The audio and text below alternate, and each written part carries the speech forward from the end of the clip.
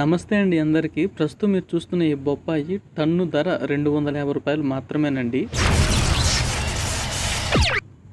నేనన్నది మీరు విన్నది నిజమేనండి. ఒక టన్ను బొప్పాయి రూ. 250 మాత్రమేనండి మా రైల్వే కోడూరు ప్రాంతంలో.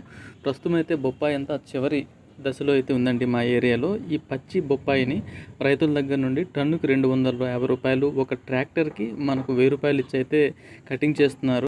మరి బొప్పాయి చివరి దశలో వచ్చేటటువంటి ఈ పచ్చికాయనైతే మా ఏరియాలో ట్యూటీ ఫ్రూటీ చేయడానికైతే పచ్చికాయనైతే రైతుల దగ్గర నుండి ఒక ట్రాక్టర్కి రూ. 1000 అయితే ఇచ్చి అయితే కోస్తుంటారండి.